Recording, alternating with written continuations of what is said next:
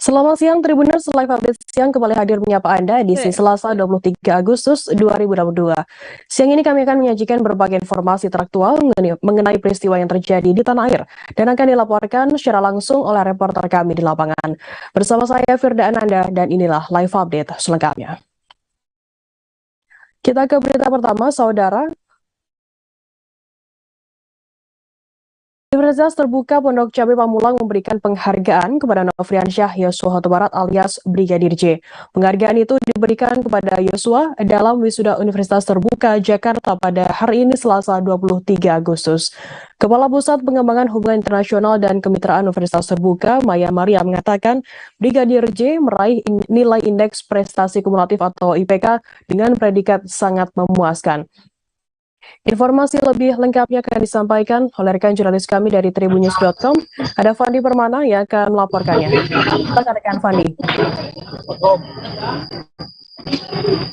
Baik, terima kasih rekan Firda. Selamat siang Tribuners, melaporkan langsung dari Universitas Terbuka di Pamulang, Tangerang Selatan, bahwa beberapa menit yang lalu baru saja dilakukan prosesi wisuda yang dimana ada salah satu lulusan dari kepolisian, ya, ini Brigadir Nofriansyah Yosua Huta Barat atau Brigadir J. Karena yang bersangkutan telah meninggal dunia, maka wisuda diwakili oleh ayah dari Brigadir J, yakni Samuel Huta Barat.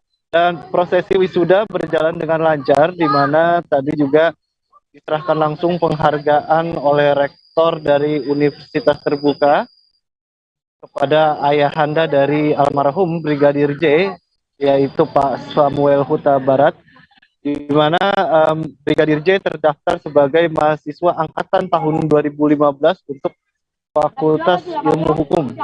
Dan ini merupakan gelar akademik pertama untuk Brigadir J, yaitu strata 1 atau S1, di mana Brigadir J telah melakukan perkuliahan sejak tahun 2015 dan dinyatakan lulus dengan indeks prestasi kumulatif 3,28 dengan predikat sangat memuaskan. Dan juga tadi rasa haru juga terlihat dari raut wajah dari ayahanda Brigadir J, Samuel Huta Barat, di mana dia tidak bisa menahan air matanya ketika nama Brigadir J diumumkan sebagai salah satu mahasiswa yang mendapatkan predikat sangat memuaskan. Dan juga terdapat perwakilan dari pihak keluarga dari Brigadir J, di mana ada aktivis dari aktivis perempuan, yakni Irma Huta Barat, yang turut mendampingi Samuel dalam prosesi penyerahan penghargaan dalam wisuda tersebut. Dan tadi juga ayahanda dari Brigadir J juga mengucapkan rasa terima kasih kepada Sivitas akan telah memfasilitasi anaknya untuk berkuliah selama 7 tahun di kampus Universitas Terbuka. Brigadir sendiri terdaftar di Universitas Terbuka Jambi, namun wisuda dilakukan di Tangerang Selatan, tepatnya di kampus Universitas Terbuka Pondok Cabe Pamulang, di mana dalam wisuda ini juga beberapa wisudawan dari cabang-cabang Universitas Terbuka di luar daerah, dan salah satunya dari Universitas Terbuka Jambi, di mana Brigadir J terdaftar sebagai mahasiswa di kampus tersebut. Dan juga aktivis Irma Huta Barat juga menyampaikan apresiasi dan rasa bangga terhadap Brigadir J, di mana di sela-sela kesibukan tugas sebagai anggota Bayangkara, Brigadir J bisa meraih prestasi yang sangat baik dan juga melakukan perkuliahan tanpa terhalang dengan tugas atau kesibukannya dia sebagai anggota Brimob Polda Jambi, yang juga diperbantukan sebagai mantan ajudan dari ex-kadif Propam Polri Irjen Verdi Sambo. Kembali ke Firda. Ya, baik, terima kasih rekan Fandi Permana dari tribunnews.com atas laporan Anda. Selamat bertugas kembali. Kita beralih ke informasi lainnya, Saudara. Agen layanan BRI Link di Jalan Jenderal Sudirman, Kampung Jawa, Kecamatan Muntok, Kabupaten Bangka Barat menjadi korban penipuan pada Senin 22 Agustus pagi. Pelaku sempat terekam kamera pengawas atau CCTV di lokasi saat melancarkan aksinya. Saat pelaku mencoba melarikan diri, seusai menipu agen BRI Link senilai 12 juta rupiah. Korban bernama Ulfa, 20 tahun yang saat itu sedang bertugas, sempat mencegah pelaku yang akan melarikan diri. Namun Ulfa pun langsung didorong dan terseret kendaraan pelaku hingga 50 meter. Informasi lebih lengkapnya akan disampaikan oleh rekan jurnalis kami dari Bangka Pos. Ada Yuranda yang akan melaporkannya. Silakan rekan Yuranda. Ya, baik, Firda. Bisa saya sampaikan dari Kabupaten Bangka Barat. Pada hari kemarin, agen Berilin terkena penipuan oleh salah satu orang warga setempat yang sebanyak senilai 12.036.000 rupiah. Ulfa mengungkapkan ketika seseorang ini datang untuk melakukan transaksi, dia langsung memberikan nomor rekening yang ditujukan untuk online shop, sebuah perusahaan yang ada di online shop itu sebanyak 6 kali dengan berbagai jumlah nominal uangnya. Yang pertama 5 juta, kedua 2 juta, yang ketiga 2 juta, keempat sekitar 5 juta, dan hingga akhirnya ke-6 sampai berjumlah 12 juta 36.000.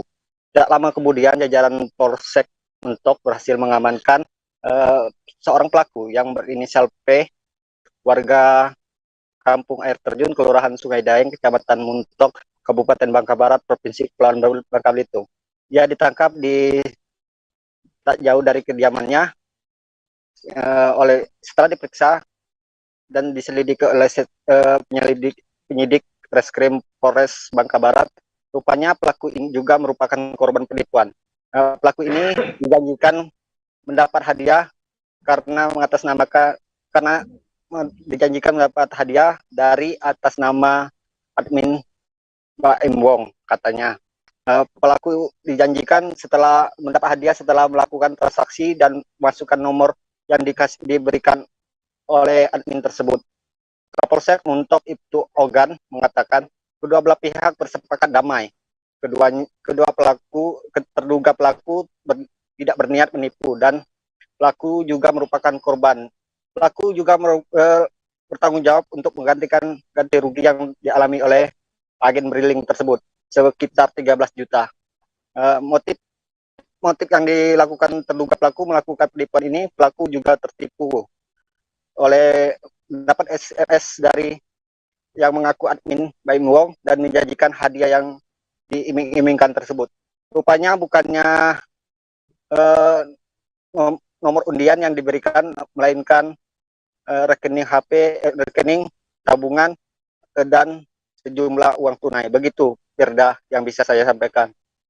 Baik, terima kasih rekan Yuranda dari Bangka Pos atas laporan Anda. Selamat bertugas kembali. Akan kami tampilkan Tribuners wawancara dari seorang korban bernama Ulfa. Berikut liputannya untuk Anda. Transaksi ke Tokopedia. Waktu itu masih ada pas datang AA tuh lah pergi, tinggal kami berdua, transaksi pertama senilai 5 juta ke Tokopedia, tapi beda nama. Yang kedua 2 juta, Tokopedia beda nama lagi. Yang ketiga 2 juta lagi, Tokopedia yang sama. Terus waktu itu saya bilang kan, duitnya mana Om?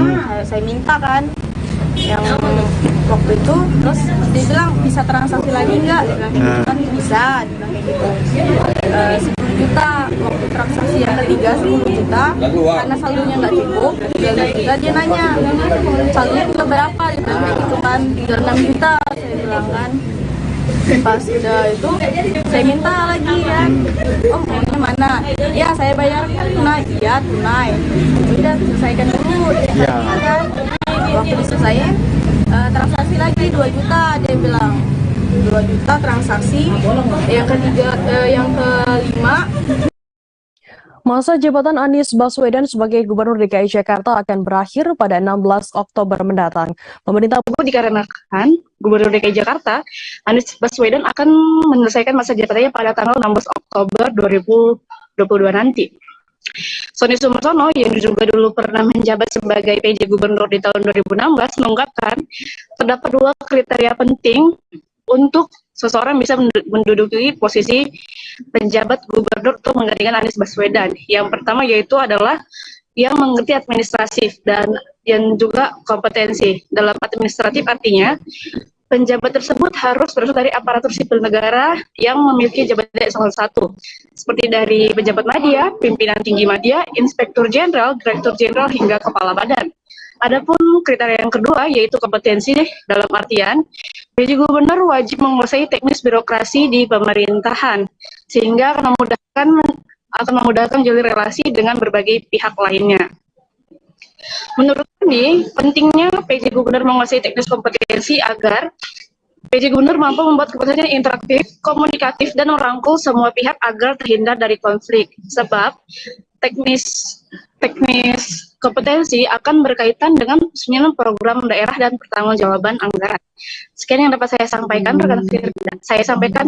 Sekian yang dapat saya sampaikan, saya kembalikan ke rekan Firda. Terima kasih, selamat siang. Terima kasih rekan jurnalis dari portalkotalive.com, Indri, atas laporan Anda. Selamat bertugas kembali. Akan kami tampilkan Tribuners wawancara dari ex-PJ Gubernur DKI Jakarta 2016, Sonny Sumarsono. Berikut liputannya untuk Anda.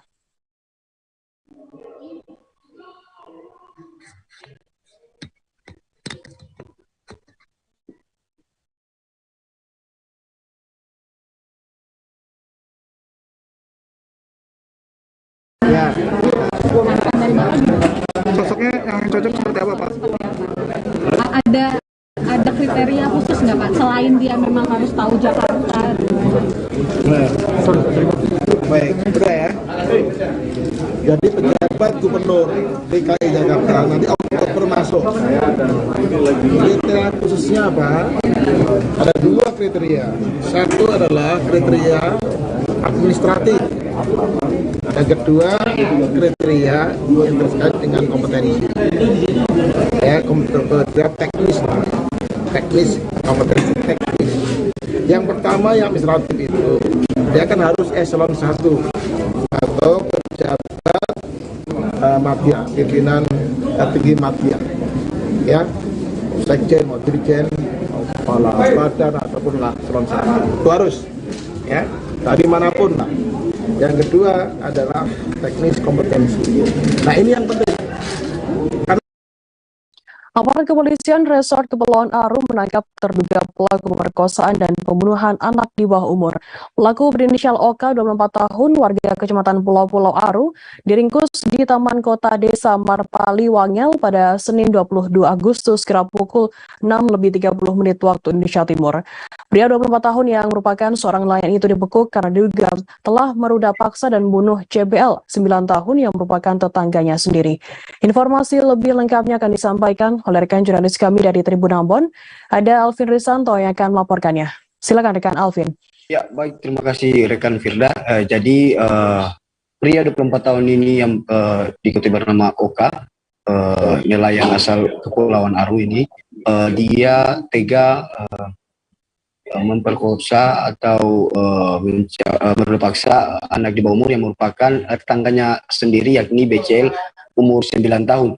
Dan menurut keterangan dari pihak kepolisian Kapolres Kepulauan Aru, Pak AKBP Dwi, menyatakan bahwa kasus ini terjadi pada hari Minggu pagi, dan pihak orang tua korban melapor kepada pihak kepolisian. Dan menurut keterangan dari pihak orang tua korban bahwa anaknya pada saat itu sedang mengantar uang sisa minuman yang dibelikan tantenya itu sekitar pukul jam 4:30 sore. Dan setelah 30 menit berlalu, anaknya tidak kunjung kembali ke rumahnya. Dan saat orang tua menyemperi rumah tantenya yang tidak jauh dari rumah korban, dan tantenya juga mengakui bahwa tidak mengetahui keberadaan korban. Dan pada saat kembali pulang ke rumah dan di jalan, orang tua korban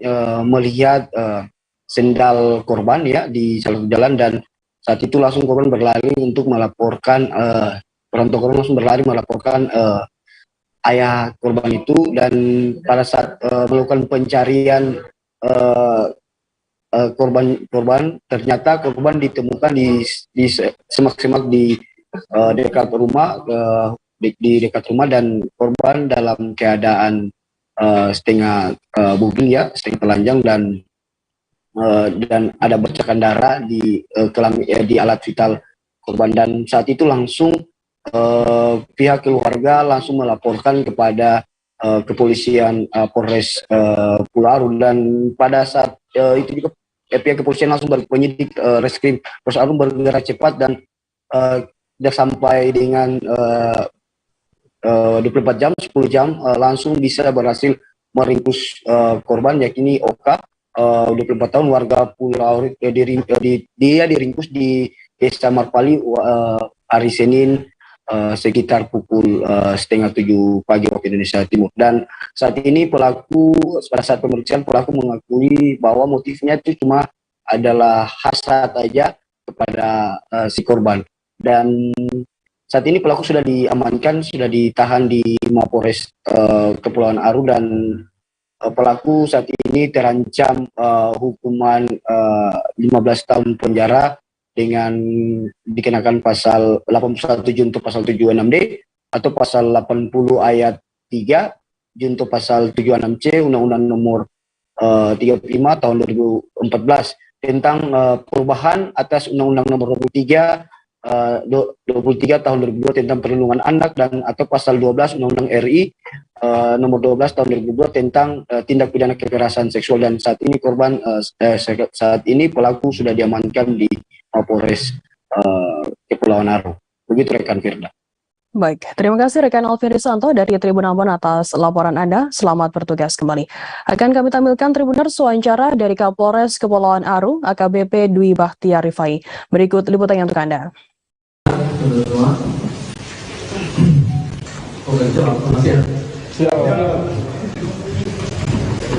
Baik rekan-rekan, terima kasih atas waktu dan kehadiran kalian semuanya di Kapolres Kepulauan Aru ini. Pada siang hari ini, tanggal 22 Agustus 2022, kami dari Polres Kepulauan Aru sedang menyampaikan terkait tentang kejadian yang kemarin kita sama-sama sudah mendengar. Di mana dari kejadian ini kita membuat laporan polisi LP-nya LPB 133 nomor berapa Romawi tahun 2022 SPKT Reskrim Kepulauan Aru Polda Maluku tanggal 21 Agustus 2022.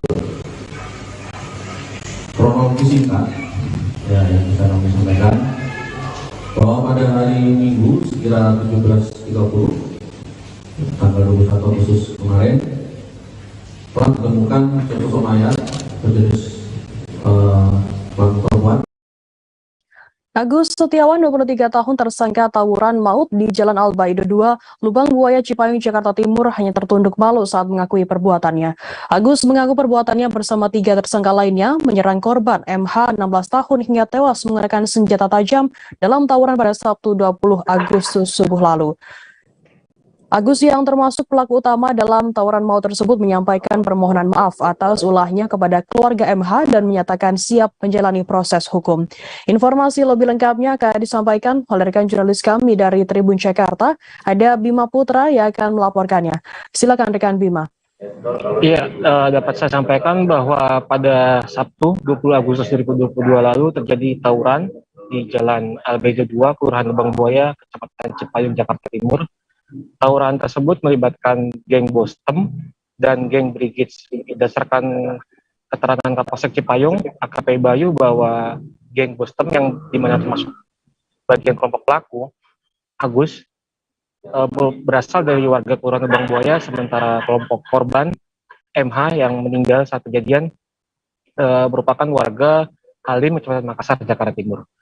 Setelah melakukan penyelidikan, jajaran Unit Reskrim Polsek Cipayung berhasil menangkap Agus Setiawan yang termasuk pelaku utama dan 2 tersangka lain yakni berinisial AR dan GP yang termasuk anak di bawah umur. Sementara untuk 1 tersangka lain masih dalam pengejaran dan kini masuk dalam daftar DPO. Saat dihadirkan dalam ungkap kasus pada Senin kemarin di Mapolsek Cipayung, Agus menyampaikan bahwa ia mengakui perbuatannya itu salah dan meminta maaf kepada kedua orang tua korban MH, pada kedua orang tua MH maksudnya maaf. Agus berdalih bahwa tindakannya menyerang MH ketika kejadian merupakan tindakan spontan, sementara berdasarkan hasil penyidikan dari jajaran Reskrim Polsek Cipayung bahwa para pelaku sudah mempersiapkan senjata tajam untuk melakukan tawuran, dan ketika kejadian berlangsung mereka sempat melakukan siaran langsung menggunakan akun medsos geng Boston. Agus juga menyampaikan bahwa ia meminta maaf pada orang tuanya sendiri dan menyatakan dan berjanji akan berubah setelah menjalani proses hukum. Untuk ketiga tersangka berdasarkan keterangan Kapolsek Cipayung AKP Bayu bahwa mereka disangkakan pasal 80 UU Perlindungan Anak, 170 ayat 3 tentang pengeroyokan, 351 ayat 3 tentang penganiayaan menyebabkan kematian dengan ancaman 15 tahun penjara. Untuk 1 tersangka lain yang berdasarkan keterangan Agus membawa senjata tajam yang digunakan untuk menyerang dan menjadi barang bukti, saat ini masih dalam pengejaran. Sekian yang bisa saya laporkan. Baik, terima kasih rekan Bima Putra dari Tribun Jakarta atas laporan Anda. Selamat bertugas kembali. Akan kami tampilkan Tribuners wawancara dari Kapolsek Cipayung AKP Bayu Marviando. Berikut liputannya untuk Anda. Assalamualaikum warahmatullahi wabarakatuh. Yang saya hormati Pak Kadit Reskrim serta jajaran yang saya cintai dan saya banggakan media, pada sore hari ini kami dari Polsek Cipayung akan melakukan konferensi pers terkait kejadian tawuran pada malam Jumat, malam Sabtu, dengan ujian bahwa tawuran ini dilakukan oleh 2 kelompok remaja yang menamakan geng Boston dan 1 lagi kelompok remaja yang menamakan geng Brigade, mengakibatkan orang meninggal dunia akibat senjata tajam. Untuk pasal yang dikenakan, pasal 80 ayat 3 Undang-Undang Nomor 35 Tahun 2014 tentang sebagaimana perubahan atas Undang-Undang Nomor 23 Tahun 2022 tentang perlindungan anak, sub pasal 170 ayat 3 KUHP, sub pasal 351 ayat 3 KUHP dan pasal 55 KUHP. Waktu kejadian hari Sabtu 20 Agustus 2022 sekitar pukul 03.00 WIB, tempat kejadian Jalan Al-Baido 2. Pemerintah Kabupaten Sika meluncurkan buku sekaligus menandatangani perjanjian kerja atau MOU dengan Universitas Nusa-Nipah Indonesia di Auditorium Unipau Maumere pada Senin 22 Agustus. Peluncuran buku tentang profil daerah Kabupaten Sika itu diprakarsai oleh Badan Perencanaan Penelitian dan Pengembangan Daerah Sika sejak bulan Februari lalu. Informasi lebih lengkapnya akan disampaikan oleh rekan jurnalis kami dari Tribun Flores, ada Agnesia Delti yang akan melaporkannya. Silakan rekan Agnes.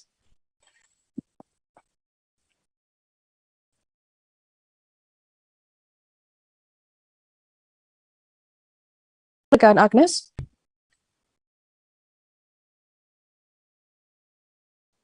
Ya, baik, terima kasih rekan Firda. Dapat saya laporkan bahwa kemarin 22 Agustus 2022, pemerintah Kabupaten Sika telah meluncurkan buku sekaligus menandatangani perjanjian kerjasama dengan perguruan tinggi Universitas Nusa-Nipah Indonesia.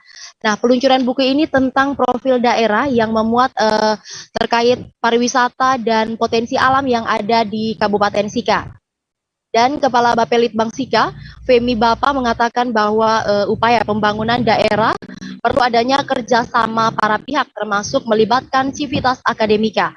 Maka dari itu mereka menggandeng salah satu perguruan tinggi yang ada di Kabupaten Sika, yaitu Universitas Nusa Indonesia. Selain untuk kepentingan pemerintah, buku tersebut juga menjadi sarana keterbukaan informasi publik yang memuat tentang semua potensi dan perjalanan pembangunan daerah beberapa tahun terakhir. Dan Rektor Unipa Indonesia juga Angelinus Vincentius juga menyambut baik itikat pemerintah menggandeng Civitas Akademika untuk bersinergi membangun Nian Tanah Sika. Dan menurutnya, kampus Unipa sudah meluluskan ribuan sarjana dan akan terus menerapkan metode perguruan tinggi sesuai dengan kebutuhan masyarakat di Nian Tanah Sika dan Nusa Tenggara Timur. Dan ada juga pendapat dari Bupati Sika, Franciscus Roberto Diogo, yang menilai kerjasama ini untuk mendukung proses perumusan kebijakan pembangunan daerah yang lebih maju. Dan Bupati Roberto juga mengucapkan apresiasi kepada kampus Unipa yang berada pada peringkat 10 terbaik dari 55 kampus negeri dan swasta di Nusa Tenggara Timur. Demikian laporan saya. Terima kasih. Baik, terima kasih rekan Agnes melaporkan langsung dari Sika. Selamat bertugas kembali. Kita beralih ke Jawa Timur, saudara. Petani di Gresik berkesempatan ngobrol bareng Presiden Joko Widodo di saung yang berada di area perkebunan mangga Kecamatan Panceng pada Senin 22 Agustus. Mereka ingin dibantu agar mangga Gresik bisa punya nama seperti mangga daerah lainnya. Duduk bersama orang nomor 1 di Indonesia didampingi oleh Menteri Pertanian Syahrul Yassin Limpo, Menteri PUPR Basuki Hadi Mulyono, Gubernur Jawa Timur Hovifa Indar Parawansa, dan Bupati Gresik Fandi Ahmad. Para petani mangga menyampaikan keluhannya. Mangga yang dihasilkan di Desa Gedangan cukup banyak. Mangga dengan kualitas grade A dijual dengan harga Rp25.000 sampai Rp30.000 per kilogramnya. Jika kualitas di bawahnya dihargai dengan Rp18.000 per kilogramnya. Informasi lebih lengkapnya akan disampaikan oleh rekan jurnalis kami dari Tribun Jatim. Ada Willy Abraham yang akan melaporkannya. Silakan rekan Willy.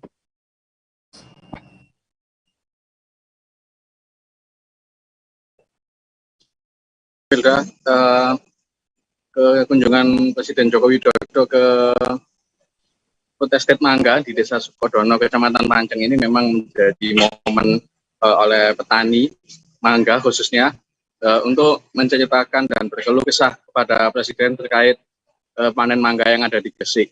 Karena selama ini mereka sendiri ingin mempunyai brand mangga yang dikenal luas, sehingga mangga Gresik ini punya ciri khas. Karena selama ini mereka menjual mangga dengan kualitas grade A, harganya Rp25.000 sampai Rp30.000, kemudian grade yang di bawahnya itu sampai Rp18.000. Ini untuk memenuhi pasar domestik saja. Nah, sedangkan panen mangga di Kabupaten Gresik cukup banyak. Sehingga saat mereka panen raya, harga jualnya sangat hancur, turun, bahkan sampai Rp1.500 sampai Rp2.000 per kilogramnya. Nah, mereka selama ini memasarkan mangga ke wilayah yang ada di Jawa Timur, wilayah penghasil mangga yang sudah punya nama, biasanya mengambil dari Gresik, kemudian ikut brand atau nama mangga dari daerah tujuan, kemudian dipasarkan dan lebih mahal. Nah, petani Gresik ingin punya brand sendiri, sehingga mereka bisa langsung melakukan ekspor dengan brand mangga itu dan memenuhi pasar domestik dan luar negeri. Karena di pasar domestik sendiri mereka biasanya menjual ke Jakarta dan Bandung jika mereka menjual sendiri. Nah, namun itu masih kurang karena saat panen raya harganya sangat hancur. Sehingga mereka ingin menyampaikan ini kepada Presiden Jokowi, menyampaikan langsung saat di saung, ingin adanya brand mangga Gresik dan buyer atau pembeli datang ke kebun mangga mereka dan membeli langsung, kemudian bisa ekspor langsung dari Gresik tanpa harus melalui pihak ketiga atau daerah lain. Seperti itu, Hilda. Baik, terima kasih rekan Willy Abraham atas laporannya langsung dari Gresik. Selamat bertugas kembali.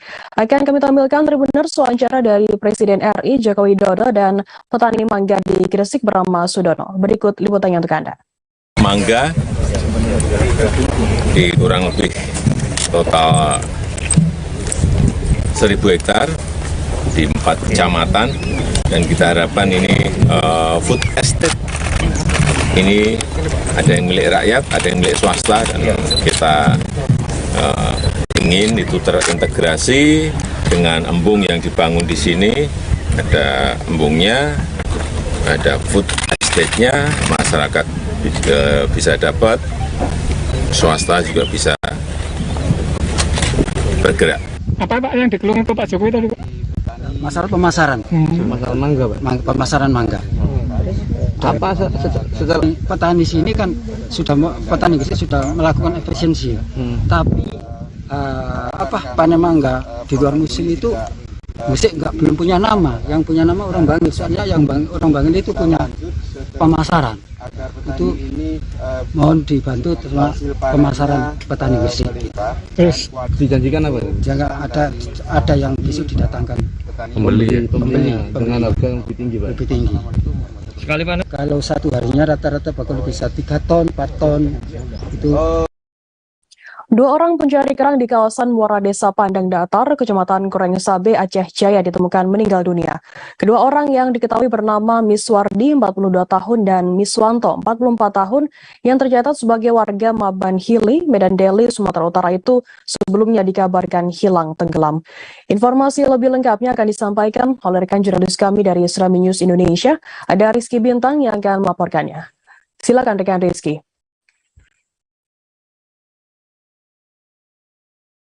Baik, terima kasih Firda. Bisa kami laporkan bahwasannya pada Minggu 21 Agustus 2022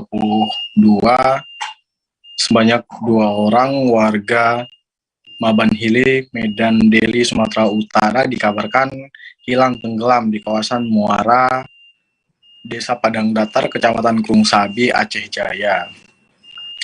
Berdasarkan keterangan yang diterima dari Kapolres Aceh Jaya, AKBP Yudi Wiono, melalui Kapolsek Kurengsabe, Ibda Firman, menjelaskan kejadian itu terjadi pada Minggu pagi saat kedua korban hendak melakukan aktivitas ataupun mencari kerang di kawasan muara tersebut.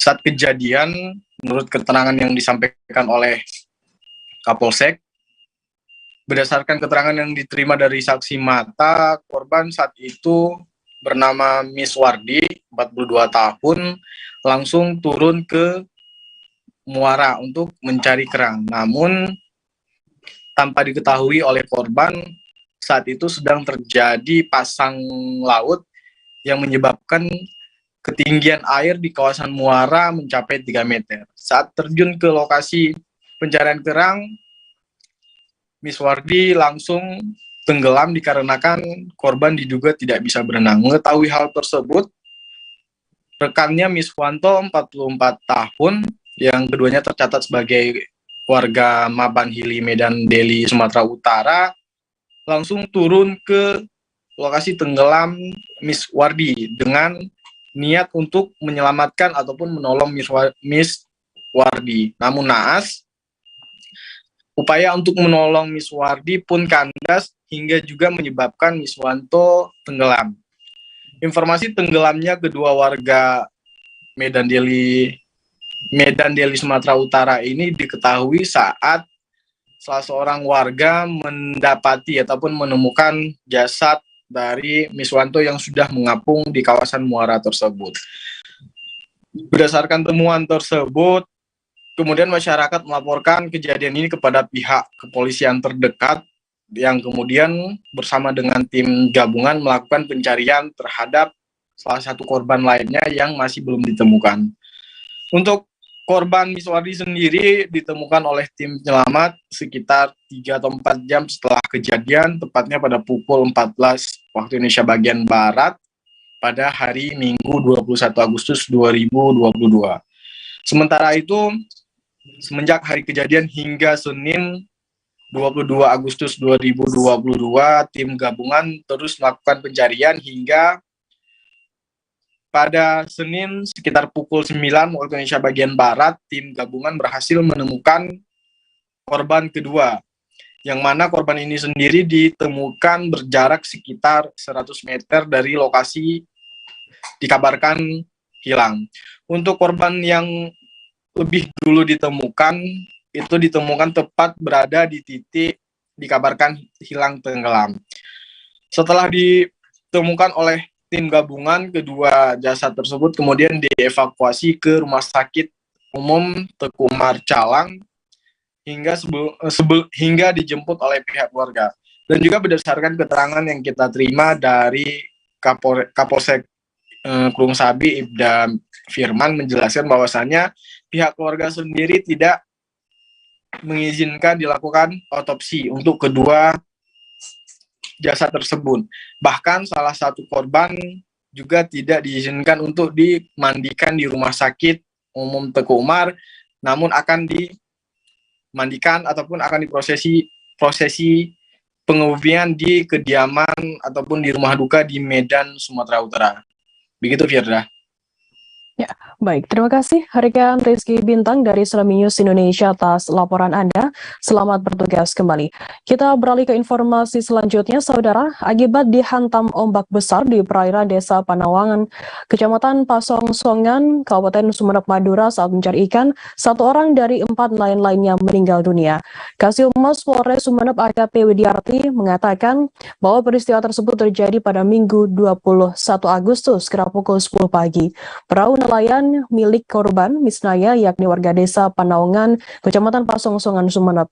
Identitas 3 nelayan lainnya yakni Hairul Rahman 21 tahun, Bahratun 30 tahun, dan Taufik Rahman 30 tahun. Semua sama-sama warga Dusun Gelaman, Desa Panawangan. Informasi lebih lengkapnya akan disampaikan oleh rekan jurnalis kami dari Tribun Madura. Ada Ali Syahbana yang akan melaporkannya. Silakan rekan Ali. Baik, Firdah dari Sumeneb melaporkan pada hari Minggu kemarin terjadi laka laut tunggal di perairan Kecamatan Pasongsongan, Kabupaten Sumeneb, Madura, Jawa Timur, akibat dihantam ombak besar di perairan Pasongsongan, Kabupaten Sumeneb. Satu kapal nelayan yang mengangkut 4 nelayan ini dihantam terombang-ambing ombak setelah mencari ikan dengan cara menjaring ikan di tengah laut. Untuk selanjutnya, Firda, jaraknya sekitar dari kejadian di tengah laut itu sekitar ke daratan sekitar 500 meter, kurang lebih 500 meter. Awal kejadian sekitar pada hari Minggu pagi sekitar pukul 4.30 waktu Indonesia bagian Barat. Ini keempat nelayan ini berangkat dari perairan kecil di wilayah Pasongsongan menuju lokasi di mana biasanya 4 nelayan ini mencari ikan. Cuman setelah pukul 10 siang, keempat nelayan ini menuju daratan. Nah, sekitar 500 meter dari lokasi ke pinggir pantai, tiba-tiba ada ombak besar yang membuat perahu nelayan ini terombang-ambing dan hingga terjadilah laka laut tunggal. Akibat dari kejadian itu, 1 orang tewas, yakni bernama Misnaya berusia 52 tahun. Misnaya ini pemilik dari perahu nelayan tersebut. Di saat terombang-ambing dan terjadi laka laut tunggal ini, Misnaya berusaha menolong 1 anak buah kapal, 1 temannya ini nelayan yang tidak tahu berenang. Cuman alhasil Misnaya ini juga tidak kuasa menahan ombak yang besar di tengah laut, sehingga terjadilah Misnaya ini jadi korban dalam laka laut tunggal tersebut. Sebelumnya ini pernah ditolong oleh nelayan setempat yang melihat dari jarak di daratan, melihat dan langsung menolong Misnaya dan teman-temannya. Cuman satu korban, yakni Misnaya ini jadi korban, sehingga setelah dibawa ke puskesmas setempat, Misnaya ini dinyatakan meninggal dunia. Hal ini juga disampaikan oleh Kasih-Humas Polres Sumeneb AKP Widiarti Sutioning Tias bahwa membenarkan laka laut tunggal ini terjadi di perairan Kecamatan Pasongsongan. Firda, akibat dari kejadian ini, selain terjadi laka tunggal dan juga mengakibatkan 1 korban, juga akibat kerugiannya sekitar 50 jutaan, baik jaring ataupun perahu kecil yang milik Miss Naya ini. Dari Sumeneb melaporkan Firda. Ya, baik. Terima kasih rekan Ali dari Tribun Madura atas laporan Anda. Selamat bertugas kembali. Kita beralih ke informasi selanjutnya, Saudara. Kedatangan tim Pusat Laboratorium Forensik Bareskrim Polri ke lokasi kebakaran di Jalan Simpruk Golf 2, Grogol Selatan, Kebayoran Lama, Jakarta Selatan bukan hanya memeriksa tempat kejadian perkara. Puslapfor Polri juga menelusuri dugaan kelalaian dan kesengajaan dalam peristiwa kebakaran yang menghanguskan 100 rumah warga tersebut. Hal itu disampaikan oleh Kaur Laka Bakar Puslapfor Polri, Kompol Heribertus di TKP kebakaran pada Senin 22 Agustus. Informasi lebih lengkapnya akan disampaikan oleh rekan jurnalis kami dari Tribun Jakarta. Ada Anas Furkon yang akan melaporkannya. Silakan rekan Anas.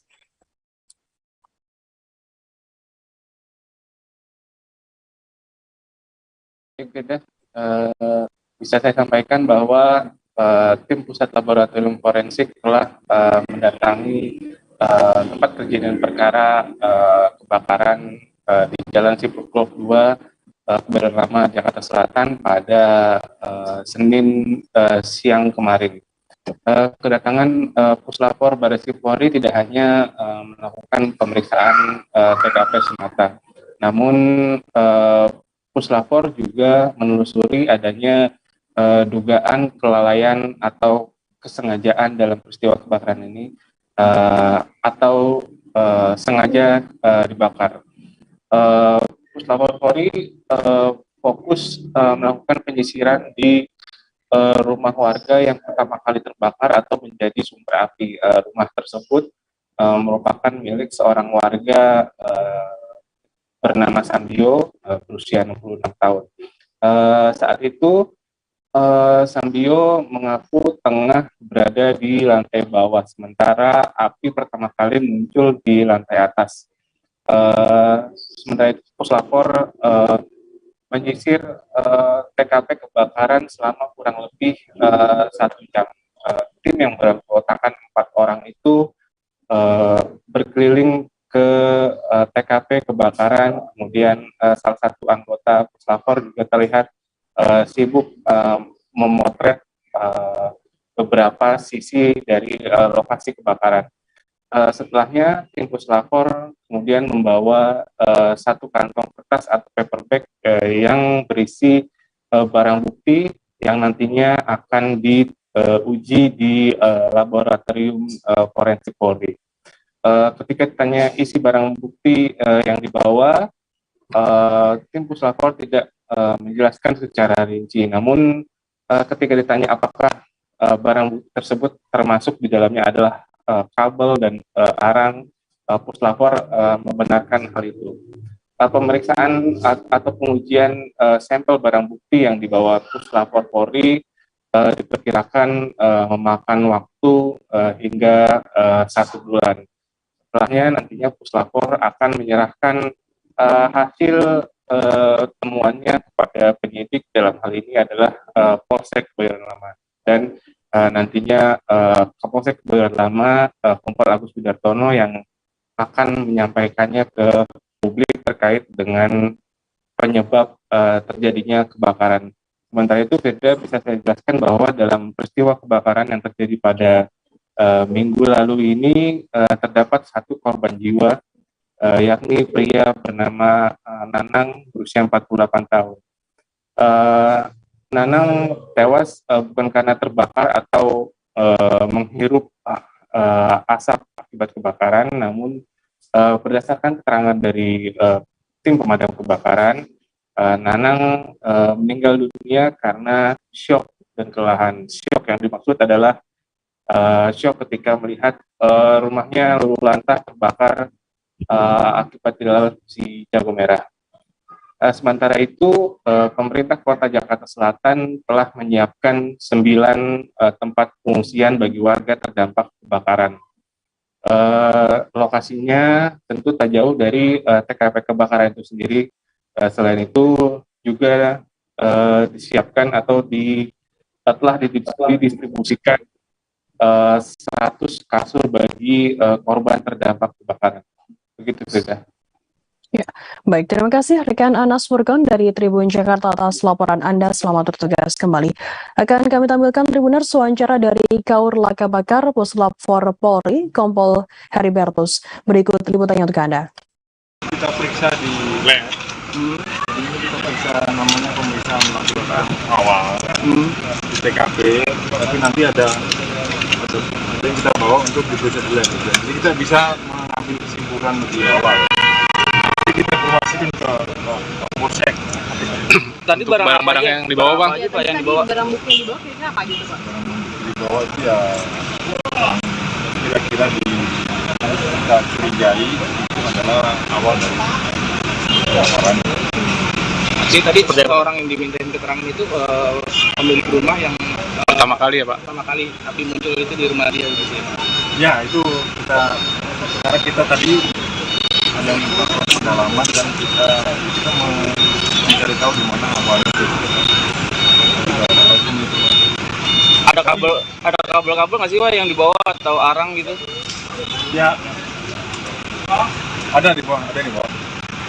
Namun itu masih kita dalami karena harus dilakukan penelitian di dalam. Kantor bekas Badan Pengelolaan Keuangan dan Aset Daerah Kerinci ludes terbakar pada Senin 22 Agustus malam. Bangunan lantai 2 tersebut saat ini dalam keadaan kosong, tidak ditempati. Diketahui sejak awal 2002 lalu, kantor tersebut tak ditempati oleh BPKAD Kerinci dan pindah ke Bukit Tengah Siulak Kerinci. Informasi lebih lengkapnya akan disampaikan oleh rekan jurnalis kami dari Tribun Jambi, ada Heru Pitra yang akan melaporkannya. Silakan rekan Heru. Terima kasih, Firda. Benar, perlu kami laporkan bahwa di Kota Sungai Penuh tadi malam terjadi kebakaran yang cukup hebat. Api membesar di komplek Pemkab Kerinci yang berada di Kota Sungai Penuh. Adapun gedung yang terbakar adalah gedung yang dulunya ditempati oleh BPKAD Kerinci yang kini sudah pindah ke Sulak, dan gedung yang terbakar itu dalam keadaan kosong, belum ditempati. Kejadian kebakaran sekitar pukul 22.30 dan api baru berhasil dipadamkan sekira pukul 1 Senin dini hari, baru bisa dipadamkan. Tidak ada korban jiwa dalam peristiwa yang menghebohkan masyarakat Kota Sungai Penuh ini, karena gedung yang terbakar tersebut memang dalam keadaan kosong. Namun masyarakat yang berada di sekitar ramai-ramai datang ke lokasi, dan warga-warga sekitar juga berusaha untuk memadamkan api. Ada 8 unit damkar yang diturunkan untuk memadamkan api tersebut.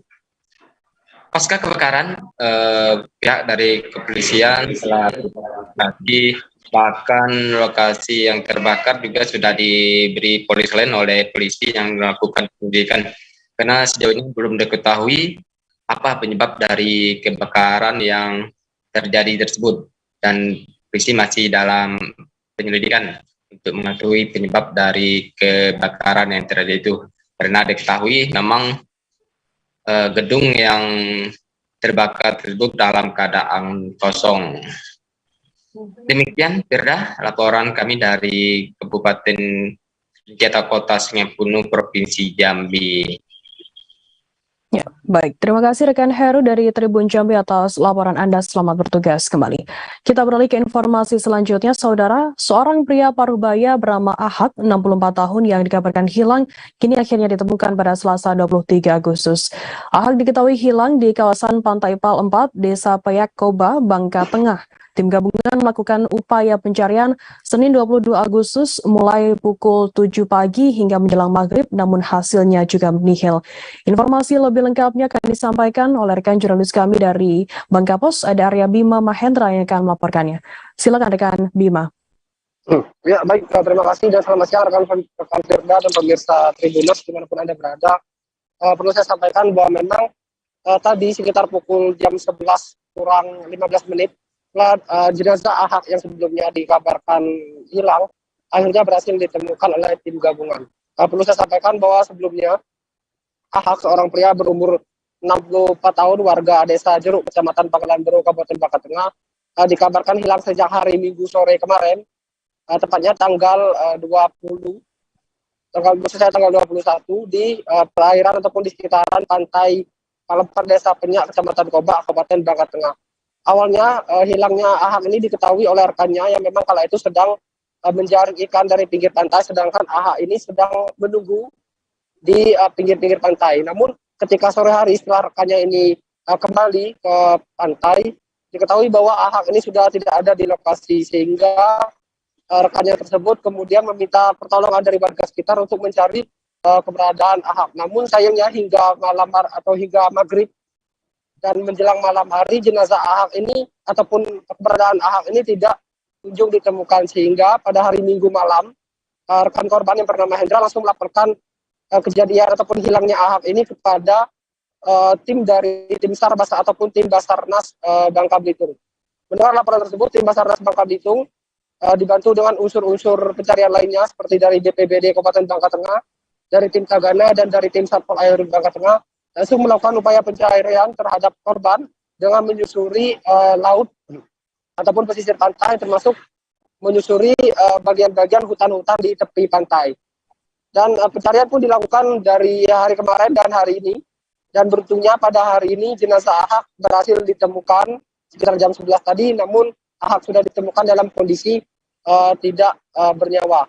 Diketahui bahwa penemuan terhadap Ahak ini awalnya ditemukan oleh salah seorang nelayan yang kebetulan kala itu sedang menjaring ataupun meletakkan perangkap kepiting ya.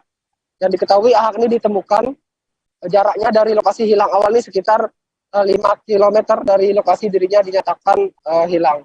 Saat ini jenazah Ahak pun sudah dibawa ke RSUD Bangka Tengah untuk kemudian dilakukan visum luar dan untuk segera langsung dikebumikan di kediamannya yang berada di Desa Jeruk, Kecamatan Pangkalan Baru, Kabupaten Bangka Tengah. Mungkin cukup sekian, bisa saya laporkan rekan Firda kembali ke studio. Baik, terima kasih rekan jurnalis dari Bangka Pos atas laporan Anda. Selamat bertugas kembali. Kita beralih ke informasi selanjutnya, Saudara. Seekor gajah liar yang dinamakan Gajah Mekah Kaul Ilir atau Meli kembali meneror warga Kabupaten Oku Selatan, Sumatera Selatan.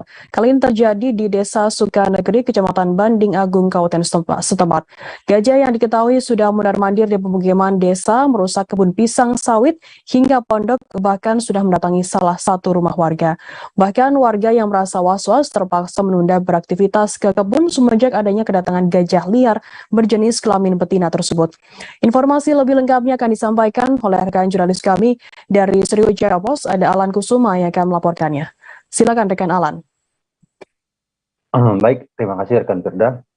Dapat kami laporkan untuk di Kabupaten Komering Ulu, khususnya di wilayah Kecamatan Banding Agung, satu ekor gajah betina yang dinamakan oleh warga Gajah Meli kembali meneror warga di Sukanegeri, Kecamatan Banding Agung. Bahkan gajah tersebut, rekan Firda kami sampaikan, sudah mendatangi salah satu rumah warga atau pemukiman warga di Desa Sukanegeri tersebut pada saat subuh hari, mendatangi salah satu rumah warga yang bernama Merin sekitar pukul 03.30. Bahkan karena di belakang dari rumah tersebut adalah kebun kopi, belalai gajah tersebut sudah masuk kepada bagian ventilasi dari arah bagian dapur. Akibatnya dari gajah tersebut warga terpaksa menunda beraktivitas sejak beberapa hari terakhir, was-was atau khawatir dengan adanya teror gajah tersebut.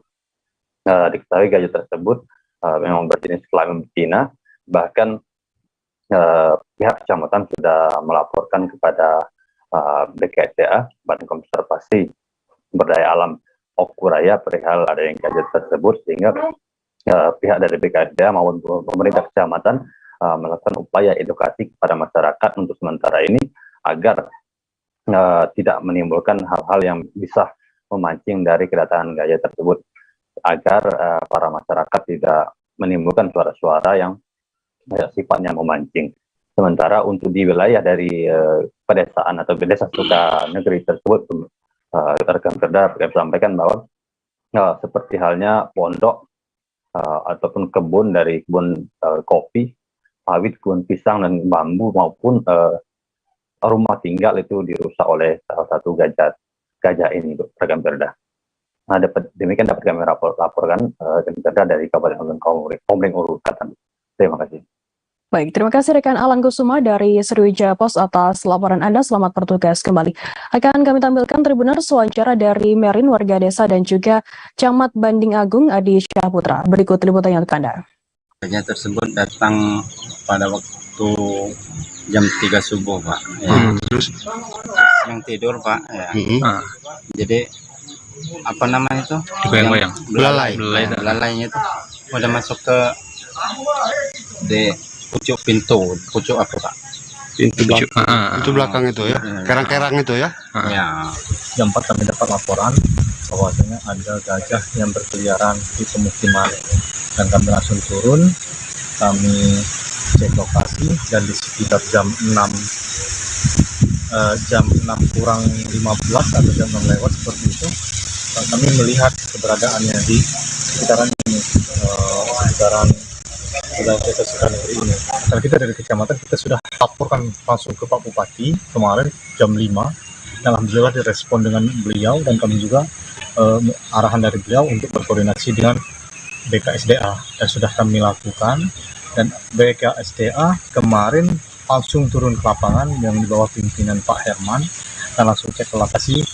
Dan langkah awal yang dilakukan oleh kawan-kawan BKSDA itu penyadapan ataupun memberikan edukasi dan informasi kepada masyarakat kira-kira langkah atau hal-hal apa yang diperbolehkan dan hal apa yang tidak diperbolehkan.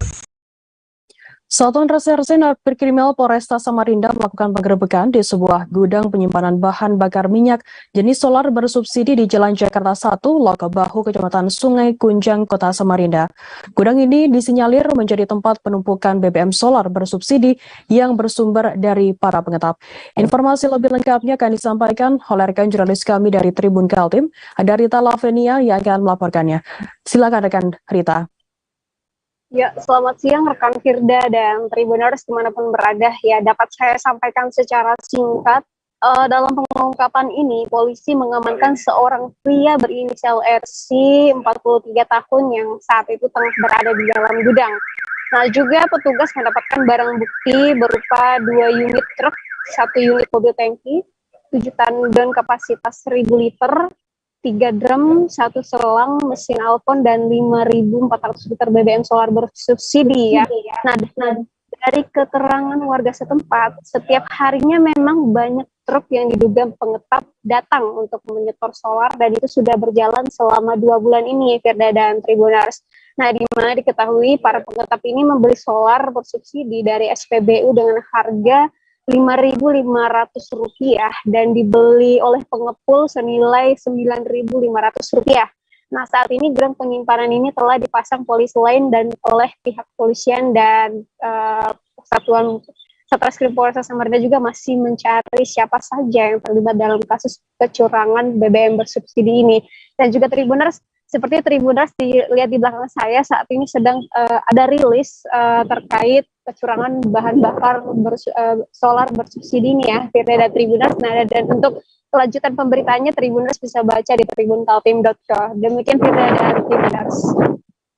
Baik, terima kasih rekan Rita dari Tribun Kaltim atas laporan Anda. Selamat bertugas kembali. Kita beralih ke informasi lainnya, Saudara. Gubernur Nusa Tenggara Timur Victor Bung Tilu Laiskodat melantik George Hajo sebagai penjabat Wali Kota Kupang. Acara pengucapan sumpah jabatan berlangsung di Aula El Tari kantor Gubernur NTT pada Senin 22 Agustus.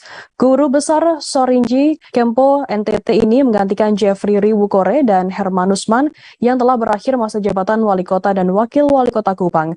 Seremoni pelantikan diawali dengan menyanyikan lagu Indonesia Raya, kemudian pembacaan keputusan Menteri Dalam Negeri tentang pengangkatan penjabat Wali Kota Kupang. Informasi lebih lengkapnya akan disampaikan oleh rekan jurnalis kami dari Pos Kupang. Ada Ray Rebon yang akan melaporkannya. Silakan rekan Ray. Baik Firda, terima kasih. Selamat siang Tribuners, dapat saya laporkan bahwa Gubernur Nusa Tenggara Timur Victor Bung Tilu Laiskodat melantik George Hajo sebagai penjabat Wali Kota Kupang pada Selasa 22 Agustus 2022 kemarin. Acara pengucapan sumpah jabatan berlangsung di Aula El Tari kantor Gubernur NTT. Guru Besar Suriji Kempo NTT itu menggantikan Jeffrey Rikore dan Herman Usman yang telah berakhir masa jabatan Wali Kota dan Wali Kota Kupang. Seremoni pelantikan diawali dengan menyanyikan lagu Indonesia Raya, kemudian pembacaan keputusan Menteri Dalam Negeri tentang pengangkatan pejabat Wali Kota Kupang. Selanjutnya pengucapan janji jabatan serta penyematan tanda pangkat dan jabatan oleh Gubernur Victor Lespedat kepada penjabat Wali Kota Kupang George Hajo. Sedikit informasi terkait dengan karir penjabat Wali Kota Kupang yang baru dilantik oleh Victor Lespedat. Karir George Hajo dimulai dari Kepala Subbagian Kepegawaian dan Umum Bapeda NTT 2008 hingga 2012. Kemudian Kepala Subbagian Program Data dan Evaluasi atau PDE Badan Pemberdayaan Perempuan dan Perlindungan Anak NTT sejak 2013 hingga 2016. Pada tahun 2018 menjabat sebagai Kepala UPT Sarana Prasarana Olahraga Dinas Kepemudaan dan Olahraga Provinsi NTT. Selanjutnya, pada tahun 2019 menjadi Kepala Bagian Tata Usaha Keuangan Biro Umum Seda Provinsi NTT. Selain itu, pada tahun 2020 menjabat Kepala Biro Umum Seda Provinsi NTT dan di tahun 2021 merangkap menjadi PLT Kepala Dinas Kelautan dan Perikanan Provinsi NTT. Penjabat Wali Kota Kupang George Hajo yang usai dilantik kepada awak media mengatakan bahwa dalam masa jabatannya selama setahun dirinya yakin bahwa akan ada perubahan yang terjadi di Kota Kupang dengan apa yang menjadi tanggung jawabnya. Dia optimis bahwa untuk melakukan perubahan di Kota Kupang, masyarakat khususnya ASN dan pemerintah harus bekerja keras, disiplin dan lebih utamakan tentang tata tertib berkantor maupun bertugas saat jam kerja. Demikian Firda. Ya, baik. Terima kasih rekan jurnalis dari Pos Kupang, Ray atas laporan Anda. Selamat bertugas kembali. Akan kami tampilkan Tribuners wawancara dari penjabat Wali Kota Kupang, George Hajo. Berikut liputannya untuk Anda. Itu saja perubahan, seluruh perubahan kita bikin jadi baik. Kita kerja dengan keras, hanya disiplin, kerja keras, peduli, berani, dan cerdas itu membuat kita bisa berhasil. Saya kira itu saja. Program yang harus Sebanyak 114 pasangan nikah siri asal Kota Banjarbaru, Kalimantan Selatan mensahkan nikahnya ke sidang nikah terpadu yang digelar di Banjarbaru di Gor Rudi Resnawan, Banjarbaru. Pasangan nikah siri dari usia 20-an hingga 50-an tersebut mengantri untuk menjalani sidang isbat nikah yang dilakukan oleh Pengadilan Agama Banjarbaru. Informasi lebih lengkapnya akan disampaikan oleh rekan jurnalis kami dari Banjarmasin Pos, ada Milna Sari yang akan melaporkannya. Silakan rekan Milna. Baik, terima kasih rekan Firda. Kemarin di Kota Banjarbaru, Kalimantan Selatan sendiri diadakan sidang isbat terpadu yang mana diadakan oleh Pemko Banjarbaru bekerja sama dengan Pengadilan Agama Banjarbaru dan Pengadilan Agama Banjarbaru di Gor Rudi Resnawan, dan sebanyak 114 pasangan nikah siri mengikuti sidang isbat ini, di mana alurnya sendiri dari pasangan yang mendaftar di Pengadilan Agama, kemudian mereka setelah mengikuti sidang isbat dilanjutkan dengan mendaftar ke KUA, di mana sudah ada KUA per kecamatan di Kota Banjarbaru yang siap melayani pasangan nikah siri, dan setelah itu melakukan perbaikan berkas di Disduk Capil Kota Banjarbaru. Dan sidang isbat ini sendiri diikuti 114 pasangan, dan pasangan terbanyak ada dari Kecamatan Cempaka sebanyak 52 pasangan, dan Kecamatan Landasan Ulin ada 24 pasangan, Banjarbaru Utara 16 pasangan, Banjarbaru Selatan 13 pasangan, dan Lia Anggang ada 9 pasangan. Dan isbat nikah ini sendiri berbeda dengan nikah massal, di mana dengan isbat nikah, pasangan nikah siri yang sudah memiliki anak, anaknya akan terakomodir sebagai anak sah dari kedua pasangan, sementara dengan untuk nikah massal sendiri, anak yang sudah dari pasangan tersebut tidak terakomodir atau tidak sah sebagai anak dari pasangan ini. Dan dari sebanyak 114 peserta tersebut, ada beberapa pasangan yang menggunakan pengantar surat keterangan tidak mampu, sehingga pelayanan untuk isbat nikah hingga di Sdukcapil digratiskan oleh pemerintah Kota Banjarbaru. Begitu rekan Firda. Ya. Baik, terima kasih rekan jurnalis dari Banjarmasin Pos Milna atas laporan Anda. Selamat bertugas kembali. Akan kami tampilkan Tribuners wawancara dari Ketua Pengadilan Agama Banjarbaru, Muhammad Najmi Fajri, kemudian seorang peserta isbat nikah bernama Rido. Berikut liputannya untuk Anda. Sebenarnya isbat nikah terpadu itu adalah solusi bagi pasangan yang tidak memiliki buku nikah. Nah, menurut Undang-Undang Nomor 1 Tahun 74, pernikahan itu harus tercatat. Tetapi dengan berbagai macam alasan dan permasalahan, biasanya warga atau pencari keadilan menikah tanpa tercatat di kantor urusan agama. Nah, untuk itu, berdasarkan kompilasi hukum Islam, maka ada solusi kepada mereka yang tidak tercatat pernikahannya. Dan memang harus memenuhi rukun dan syarat dalam pernikahan. Oleh karenanya, salah satu solusinya itu dengan isbat nikah atau penetapan nikah. Jadi beda isbat nikah dengan nikah massal itu adalah kalau isbat nikah misalnya menikah tahun 2000. Nah, sejak tahun 2000 itu otomatis sah pernikahannya, dan anak-anak yang lahir dari pernikahan sejak tahun 2000 itu dianggap sebagai anak sah dari pasangan tersebut.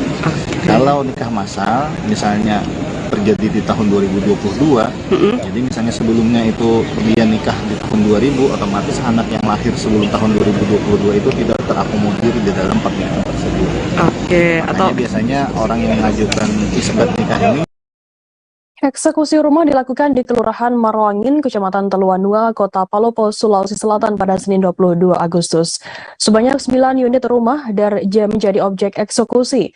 Rumah tersebut berada di antara Puskesmas Maroangin dengan SMPN 9 Palopo. Jalannya eksekusi sempat mendapat perlawanan dari warga, namun aksi warga itu dapat diredam oleh aparat keamanan. Informasi lebih lengkapnya akan disampaikan oleh rekan jurnalis kami dari Tribun Timur, ada Halik Mawardi yang akan melaporkan. Silakan rekan Halik. Ya, Firda. Jadi pada Senin kemarin terjadi eksekusi rumah berdasarkan putusan Pengadilan Negeri Palopo di Kelurahan Maroangin, Kecamatan Teluanua, Kota Palopo, Provinsi Sulawesi Selatan. Dalam eksekusi ini ada 9 rumah yang diratakan oleh tim eksekusi. Proses eksekusi sendiri berlangsung tegang, di mana tim eksekusi yang dikawal oleh aparat kepolisian dan personil TNI sempat mendapat perlawanan keras dari ribuan masyarakat. Bahkan masyarakat yang menolak eksekusi tersebut memblokade jalan Trans Sulawesi dan membakar ban. Namun penolakan warga tersebut dapat dikendalikan oleh petugas keamanan beberapa jam kemudian, sehingga eksekusi tetap dilakukan. Dalam proses eksekusi sendiri, dari 9 rumah, 7 rumah diratakan dengan menggunakan alat berat berupa ekskavator, sementara 2 rumah lainnya yang terbuat dari papan dan beratapkan rumbia itu dibakar sendiri oleh pemilik daripada rumah tersebut. Mereka membakar sendiri rumahnya karena tidak sudi rumah mereka diratakan dengan ekskavator. Nah, eksekusi lahan sendiri dilakukan setelah salah satu penggugat atas nama Halijah memenangkan gugatan terhadap lahan tempat didirikannya 9 rumah yang ada di Kelurahan Teluanua. Dalam proses eksekusi juga kemarin sempat terjadi aksi saling dorong antara petugas keamanan dan warga bahkan 2 warga diamankan oleh pihak kepolisian karena diduga sebagai provokator. Namun setelah proses eksekusi selesai dalam waktu sekitar 7 jam, warga yang sempat diamankan tersebut kemudian dibebaskan kembali. Jalan Trans Sulawesi sendiri sempat macet total akibat adanya eksekusi ini. Jadi eksekusi berlangsung sekitar 7 jam mulai jam 9 pagi hingga pukul 4 sore. Untuk hari ini kondisi di lokasi eksekusi sudah mulai kondusif, namun warga yang telah dieksekusi rumahnya masih ada yang bertahan dengan memasang tenda di lokasi bekas eksekusi. Demikian Firda. Baik, terima kasih rekan Halik Mawardi dari Tribun Timur atas laporan Anda. Selamat bertugas kembali. Kita beralih ke informasi lainnya, Saudara. Ribuan dokumen penting yang ada di Sekretariat DPRD Provinsi Bengkulu rusak akibat terendam banjir yang melanda pada Minggu 21 Agustus. Ribuan dokumen yang terdiri dari kwitansi dan lembar kerja kepegawaian ini dalam kondisi basah yang mengakibatkan tulisan yang ada pada kertas sudah tak dapat terbaca lagi. Pihak Sekretariat DPRD sempat berusaha menyelamatkan dokumen berkas-berkas yang ada dengan cara dijemur di terik matahari pada Senin 22 Agustus. Namun banyak sekali dokumen yang tak bisa diselamatkan lagi karena kondisinya benar-benar rusak parah. Informasi lebih lengkapnya akan disampaikan oleh rekan jurnalis kami dari Tribun Bengkulu. Ada Beta Misutra yang akan melaporkannya. Silakan rekan Beta. Ya, terima kasih Firda. Kami sampaikan bahwa dari Sekretariat DPRD Provinsi Bengkulu itu pada hari Minggu tanggal 22 Agustus tahun 2022 kemarin itu telah terjadi banjir bandang yang melanda di Sekretariat DPRD Provinsi Bengkulu sehingga semua bagian ruangan yang ada di Sekretariat DPRD Provinsi Bengkulu itu semuanya terendam ya Firda. Jadi dari pantauan kami juga kemarin terlihat bahwa ada sekitar ribuan dokumen yang dijemur ataupun dicoba untuk diselamatkan oleh pegawai yang ada di Sekretariat DPRD Provinsi Bengkulu dengan cara dijemur untuk melihat apakah masih ada dokumen-dokumen yang bisa diselamatkan terkait dengan banjir bandang yang terjadi ataupun melanda di Sekretariat DPRD Provinsi Bengkulu ini, Firda. Jadi tadi dari informasi yang kita dapatkan belum ada tafsiran juga terkait dengan kerugian yang dialami oleh Sekretariat DPRD Provinsi Bengkulu terkait dengan adanya banjir bandang yang terjadi kemarin di Sekretariat DPRD Provinsi Bengkulu sendiri. Dari Sekwan dari DPRD Provinsi Bengkulu tadi juga menyatakan bahwa pihaknya dalam waktu dekat akan segera merekap apa saja yang kemarin rusak ataupun termasuk juga barang-barang elektronik yang juga ada rusak beberapa seperti komputer dan kamera juga dilaporkan itu rusak akibat banjir bandang yang melanda di Sekretariat DPRD Provinsi Bengkulu. Kami informasikan juga bahwa dalam 30 tahun terakhir ini merupakan banjir pertama kali yang melanda Sekretariat DPRD Provinsi Bengkulu ini, Firda. Dan untuk kerugian nantinya akan disampaikan atau dilaporkan langsung kepada Gubernur Bengkulu. Rencananya akan disampaikan pada paling lambat pada besok hari, termasuk juga dengan perhitungan nilai kerugian akan diselesaikan pada hari ini. Demikian, Firda. Ya, baik. Terima kasih rekan Beta Misutra dari Tribun Bengkulu atas laporan Anda. Selamat bertugas kembali. Kita beralih ke informasi lainnya, Saudara. Aparat kepolisian Polresta Bogor Kota memastikan telah menerima laporan petugas PT KAI yang diduga menjadi korban pelecehan di stasiun Paledang Bogor. Wakapolresta KBP Ferdi Irawan mengatakan calon penumpang yang diketahui berinisial D tak terima ketika hendak dimintai persyaratan vaksin. Menurut Ferdi, D yang menolak untuk diperiksa itu sempat melontarkan kata-kata kasar kepada petugas. Tak hanya mengeluarkan kata-kata kasar, sambung Ferdi, D sempat menyingkap jilbab milik petugas dengan tujuan untuk memviralkan petugas tersebut. Informasi lebih lengkapnya akan disampaikan oleh rekan jurnalis kami dari Tribun Bogor, ada Rahmat Hidayat yang akan melaporkannya. Silakan rekan Rahmat. Ya baik, rekan Firda dan rekan-rekan Tribuners lainnya dapat kami sampaikan bahwasanya memang kejadian tersebut terjadi pada hari kemarin atau Senin tanggal 22 Agustus 2022 sekitar pukul 08.30 waktu Indonesia bagian Barat. Bahkan kejadian yang dimana disebut-sebut sebagai dugaan tindakan tidak menyenangkan pada salah satu petugas pengecekan tiket di stasiun Paledang Kota Bogor ini terekam kamera CCTV Stasiun Paledang Kota Bogor, di mana dalam CCTV yang berdurasikan 14 detik tersebut terlihat bahwasanya oknum penumpang ataupun calon penumpang kereta api Pangrango jurusan Bogor Sukabumi ini melakukan tindakan tidak terpuji kepada petugas pengecekan tiket dengan cara menyingkap hijab ataupun kerudung dari petugas pengecekan tiket tersebut. Bahkan bisa kami jelaskan terlebih dahulu dan perlu rekan-rekan Tribuners lainnya, PT KAI Daob 1 Jakarta mengecam aksi yang dilakukan oleh oknum calon penumpang KA Pangrango jurusan Bogor Sukabumi ini. Bahkan dengan cepatnya pihak PT KAI Daob 1 Jakarta melaporkan kejadian ini langsung ke pihak Polresta Bogor Kota dengan membawa langsung pelapor atau petugas pengecekan tiket dengan berinisial S pada siang kemarin.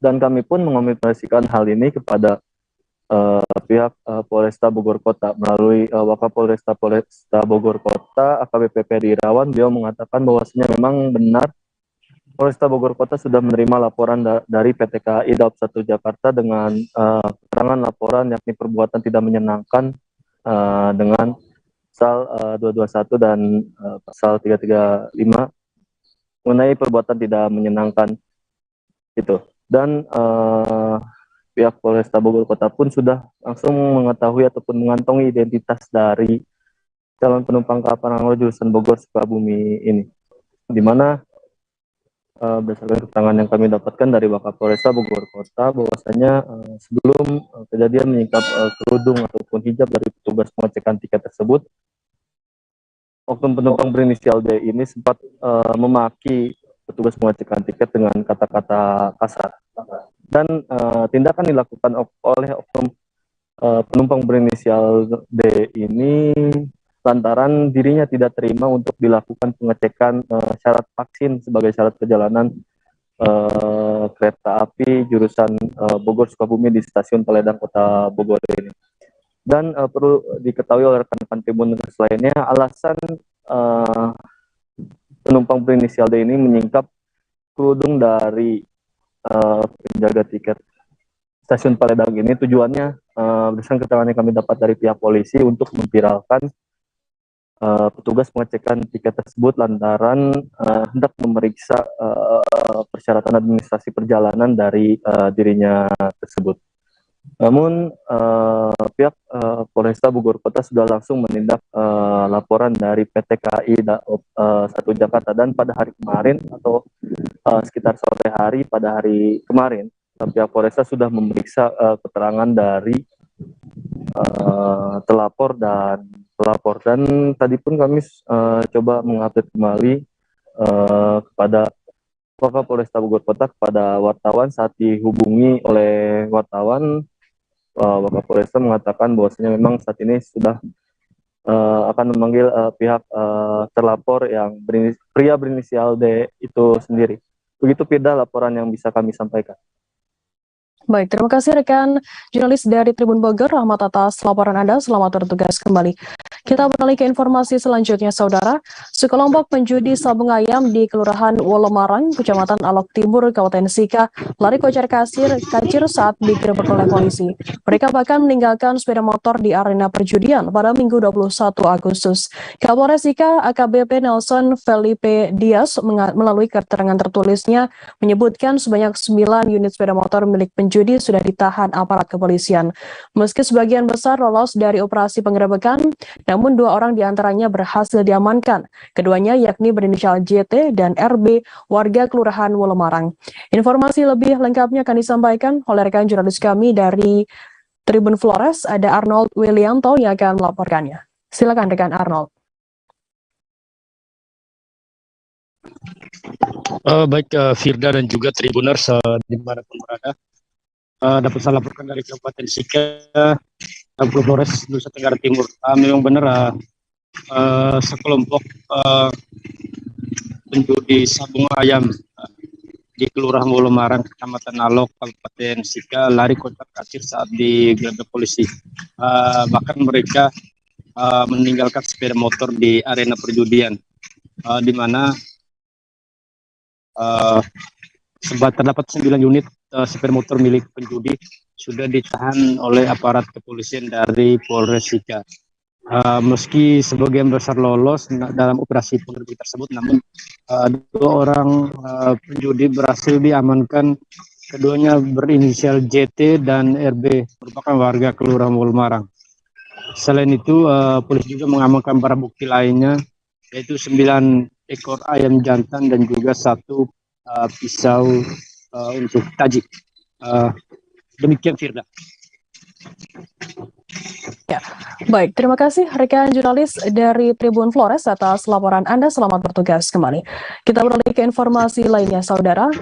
Deolipa Yumara menjadi perbincangan hangat publik setelah dirinya dipecat polisi saat menangani Baradae dalam kasus tewasnya Brigadir Nofriansyah Yosua Huta Barat alias Brigadir J.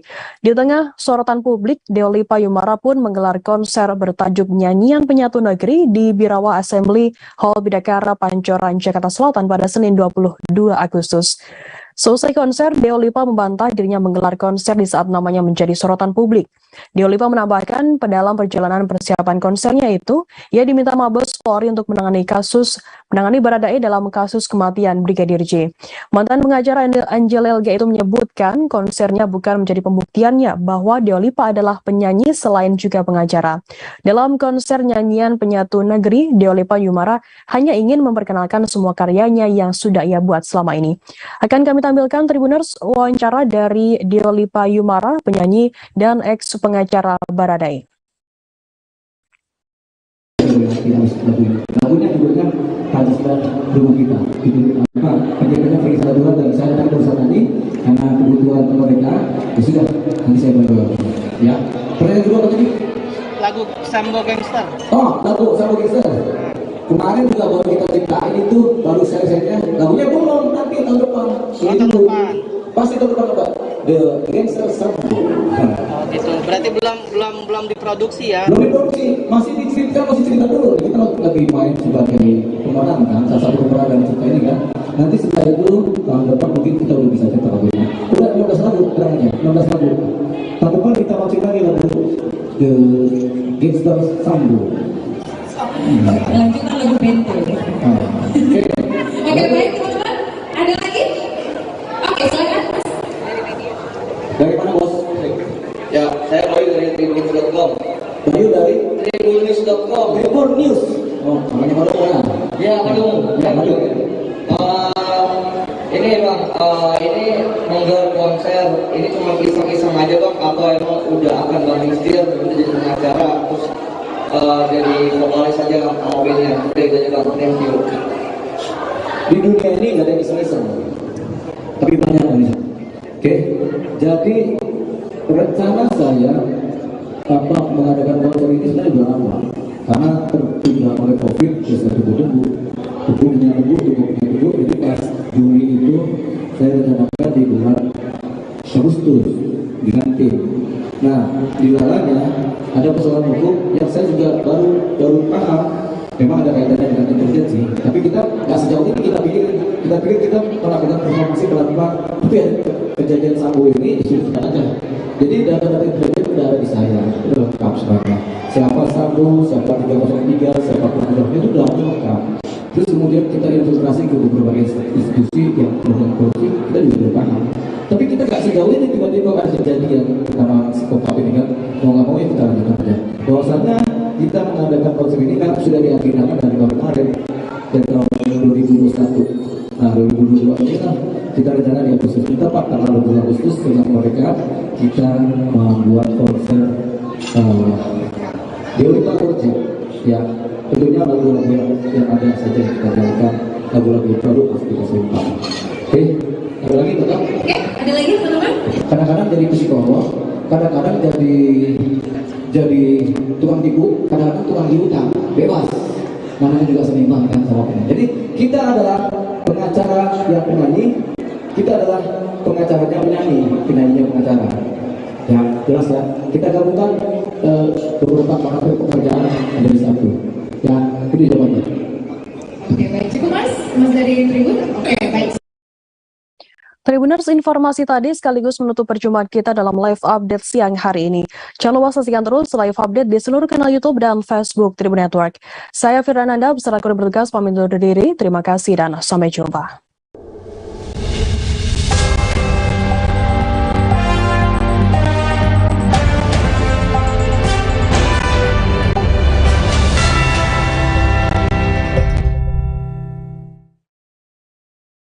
Jangan lupa like, subscribe, dan share ya!